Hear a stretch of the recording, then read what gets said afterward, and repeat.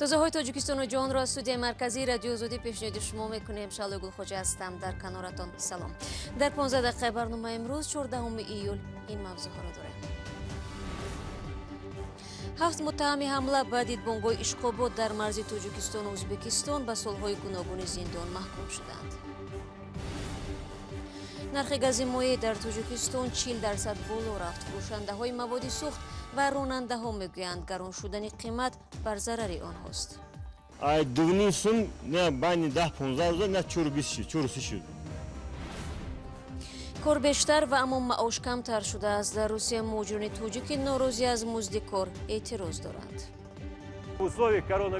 дар шароити коронавирус бояд барои ин кормандон баръакс шароити хуб фароҳам биёранд ва онҳоро дастгирӣ кунанд. аммо шурӯъ мекунам аз мавзӯи дигар. парвандаи ҷиноӣ дар нисбати Хӯҷа-Командир фармондаи пешини фронти халқӣ дар ҳоли баррасӣ аст. дар ин бора имрӯз Додситони кулли Тоҷикистон дар нишасти хабарӣ суҳбат кард. Юсуф Раҳмон гуфт парванда баъди анҷоми тафтиш ба додгоҳ ирсол хоҳад шуд. Хӯҷа-Командирро дар оғози моҳи феврали имсол аз Дубай ба Душанбе оварданд. ӯ 20 соли пеш аз кишвар фирор карда буд. мақомоти интизомӣ дар нисбати ӯ бар асоси 5 моддаи кодекси ҷиноӣ аз ҷумла одамкушӣ ва гаравгонгирӣ парванда кушоданд.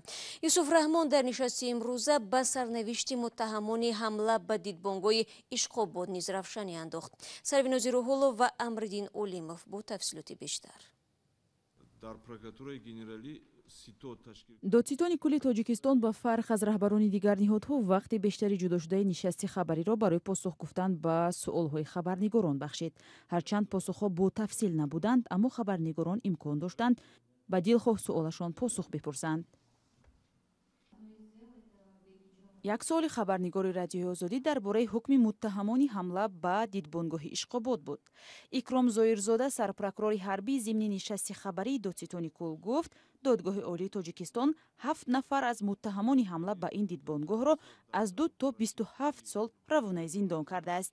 ҳамаи ин афрод дар пайи ин ҳамла боздошт шуда буданд. гурӯҳи тафтишотӣ иборат буданд аз муфаттишони Кумитаи давлатии амнияти миллӣ ва сарпрокуратураи ҳарбӣ ба итмом расонида шуда нисбати 7 нафар ба суд ирсол карда шуд. бо ҳукми суди олии ҷумҳурии Тоҷикистон ҳамаи маҳкум шуда номбурдаҳо ба муҳлати аз 2 то 27 сол аз озодӣ маҳрум карда шуданд.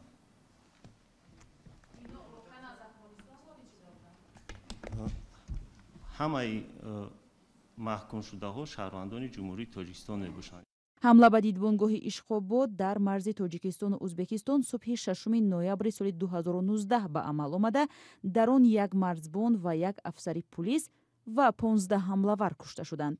дертар ба радиои Озодӣ маълум шуд, ки дар ин ҳодиса 5 марзбон ва як корманди вазорати умури дохилии Тоҷикистон ҷон бохтаанд. мақомот ин иттилоъро тасдиқ ё рад накарданд. Кумитаи давлатии амнияти миллӣ эълон дошт, ки ҳамлаварон 20 нафар ва марбути гурӯҳи давлати исломӣ ё доиш буданд, ки бо дастури вижа аз ноҳияи қалъаи Золи Афғонистон ба ноҳияи Қубодиёни вилояти Хатлон гузашта, сипас ба дидбонгоҳ ҳамла карданд. доиш низ масъулияти ин ҳамларо ба дӯш гирифт, вале ҳамзамон фарзия ва гумонзаниҳои дигаре дар ҷомеа ва расонаҳо вуҷуд дорад. акнун рӯ меорем ба мавзӯи дигар. дар Тоҷикистон дар қиёс бо ним моҳи пеш нархи гази моеъ 2 баробар афзоиш ёфтааст. бар иловаи гаронӣ, марказҳои сӯзишворӣ ин нави маводи сӯхтро бо маҳдудият мефурӯшанд. дар гузашта баланд рафтани арзиши сӯзишворӣ ба нархи роҳгиро ва ҳамин тавр маҳсулоти бозор бетаъсир намемонд. Барои Юсуфӣ ҳамин мавзӯъро пайгирӣ дошт. тақрибан 40% гарон шудани қимати гази моеъ дар қиёс ба 3 ҳафтаи қабл дар Тоҷикистон ронандагон, хусусан ронандагони мусофирбарҳои хусусиро дар вазъи ногувор мондааст. аксари кулли мусофирбарҳои хурду бузург дар шаҳри Душанбе тавассути гази моеъ ҳаракат мекунанд ва дар шароити мушкили пандемияи коронавирус гароншавии сӯзишворӣ панҷа ба ҷайби ниматиҳии ронандагони мусофиркаш задааст. Дувним сум не байни 10-15 рӯза не 4-20 шуд. мардум гиҷо браманака. ахи чико кунем? дар хона шидан як аз як сум метия наметия. 2 моҳ бекор дар карантин ягон гад нашуд. ба худо ки гов буза фурӯхтем зиндагӣ будем. гапа росташ. ина бо патен болоса онақа дага пули патен аспарем нест буҷет айса 4-20 мо дусмин бор мекунем мерем маҷбур киҷое шавам. дар оғози пандемияи коронавирус дар тоҷикистон мисли аксари кишварҳои дунё раванди поиншавии маводи сӯхт ба мушоҳида мерасид. ҳарчанд қимати маводи сӯхт аз ҷумла гази моеъ чандон поин нашуд, аммо дар ин авохир нархи он аз қимати моҳҳои оғози пандемияи коронавирус ҳам гаронтар шудааст. бензин ҳамҷои қариб 6 сим шидагая масъалаша бинадохамия ҳама ҷуда нефт арзон шидагая баробар дар тамоми ҷаҳон ғайрлагая нефта нархиш имодаби чихе бензин қиматш диста. фурӯшандаҳои сӯзишворӣ сабаби гароншавии нархи гази моеъро ба камчиншавӣ ва коҳиши воридот марбут медонанд ва бар инанд ки онҳо низ аз гароншавии қимати гази моеъ бар зарар кор мекунанд. қимат шидага яка сабабе ки газ неста яка ҳамин газ мо дар 420 омадага мо 4 ба зарар даже фурӯхтесем ака. дар бисёре аз нуқтаҳои сӯзишворӣ гази моеъ дар фурӯш нест. бархе аз нуқтаҳои сӯзишворӣ дар фурӯши гази моеъ маҳдудият ҷорӣ карданд, аммо масъулони вазорати энергетика ва захираҳои оби тоҷикистон мегӯянд воридоти сӯзишворӣ аз ҷумла гази моеъ дар соли ҷорӣ бештар шудааст. тибқи иттилоъи ин вазорат дар 6 моҳи соли ҷорӣ ба тоҷикистон наздик ба 580 000 тонна сӯзишворӣ аз ҷумла 227 000 тонна гази моеъ ворид шудааст. ҳозир бармаҳал аст гуфтам ки барои чи ин нарх зиёд шуд ба он хотир ки ширкатҳои тавлидкунанда фикрҳои худшонро доранд ва ҷониби мақомотҳои дахтор бояд ҳамн фикр санҷида шавад ки дуруст аст ё дуруст нест. тоҷикистон асосан газро аз ширкати актобумунайгази қазоқистон мехарад. дар охири моҳи апрел фурӯши як куб гази моеъ то интиқол ба истгоҳи бекобод аз 105 то 125 доллар буд. дардаҳаи аввали моҳи июл ин қимат то 350-380 доллар баробар шудааст. сабаби дигари қиматшавии гази моеъ дар қазоқистонро бархе таҳлилгарон марбут ба шурӯи мавсими дарави ғала дар ин кишвар медонанд ки талабот дар ин мавсим ба сӯзишворӣ дар дохили кишвар меафзудааст. шумо барномаи хабарии радиои Озодиро тамошо доред. охири ҳафтаи гузашта боз як бархӯрди хунин дар марзи Озарбойҷону Арманистон ҷой дошт ва боз ҳам тарафҳо ҳамдигарро дар сар задани хушунат айбдор мекунанд. департаменти давлатии Иёлоти Муттаҳидаи Амрико аз Арманистону Озарбойҷон даъват кард ки оташбасро ҷорӣ намуда ба хотири ҳалли осоиштаи низои Қарабоғи кӯҳӣ гуфтушуниди сулҳро аз сар бигиранд. Искандари Хоҷамирзода гузориш медиҳад. баъди бархӯрди мусаллаҳонаи 12 июл арманистону озарбойҷон дар ҳолати наздик ба ҷанг қарор доранд. ҷонибҳо яке дигарро бо иғвоангезӣ муттаҳам мекунанд.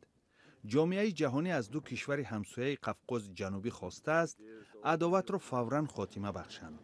вазорати мудофиаи Озарбойҷон мегӯяд аз замони оғози муқовимат дар рӯзи якшанбе дар марзи миёни Озарбойҷону Арманистон 4 сарбози озарӣ кушта ва 5 тани дигар ҷароҳат бардоштаанд.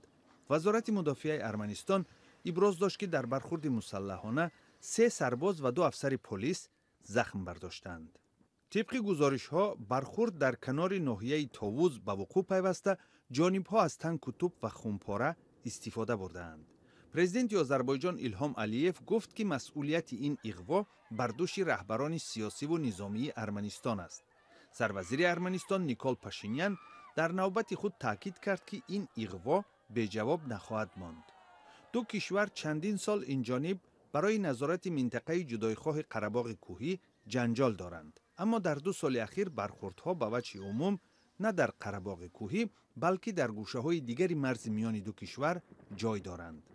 иттиҳоди Аврупо, Иёлоти Муттаҳидаи Амрико ва Русия аз Арманистону Озарбойҷон даъват карданд ки аз таҳаммул кор гиранд.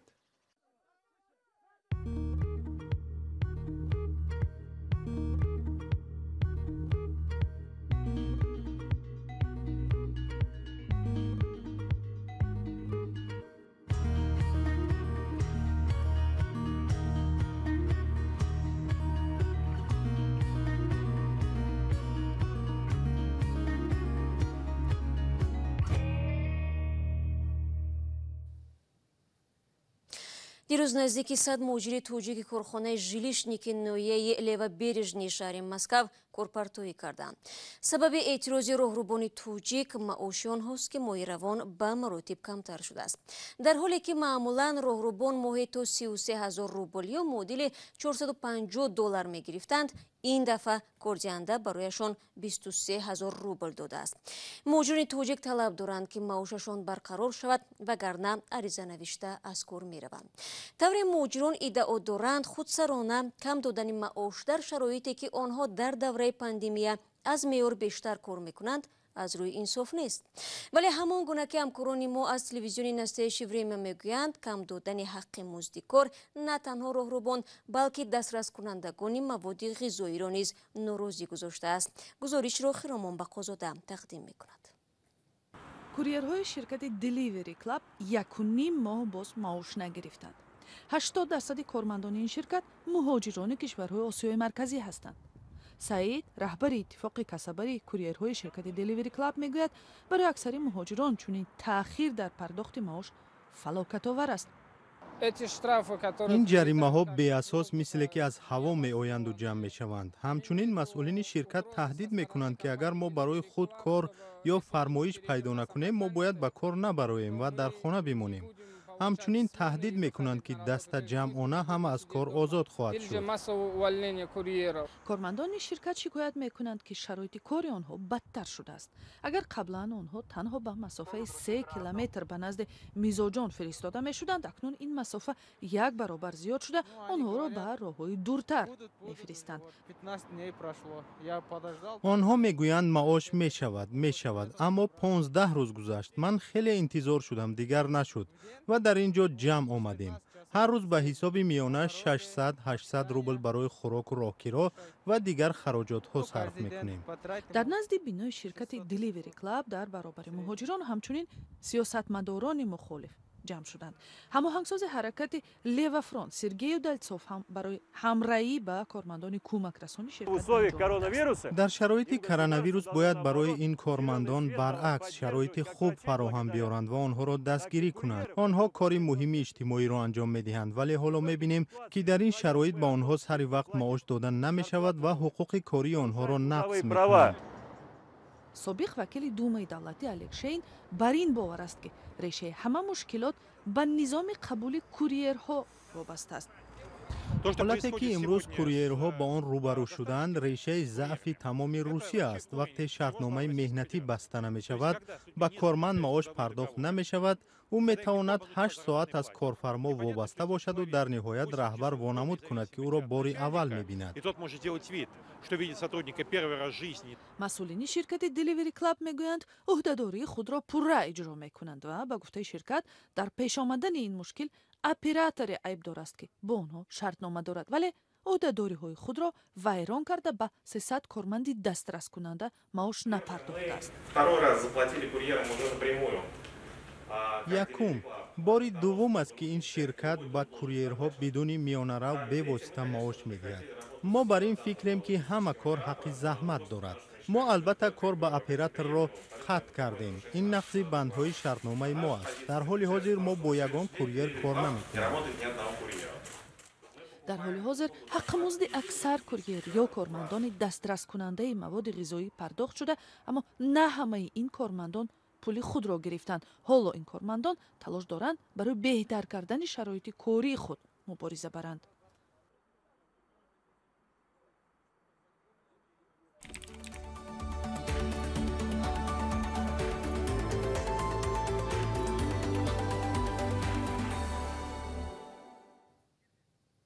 ва раёсати вазорати корҳои дохилии душанбе аз боздошти як ронандаи фирорӣ хабар медиҳад. азизҷон худоиназаров, сокини 26 солаи деҳаи ширкенди турсунзода, ба он муттаҳам мешавад ки як занро бо мошинаш пахш кардааст. ҳодиса шаби 11 июл дар ноҳияи синои душанбе рух додааст. номбурда пиёдагардро то беморхона бурдаву аз он ҷо фирор кардааст. ҳоло сабаби садама таҳқиқ мешавад. барномаро дар ҳамин сониyaҳо ба поён мебарем. ташаккур аз якояки шумо барои ҳамроҳ будам.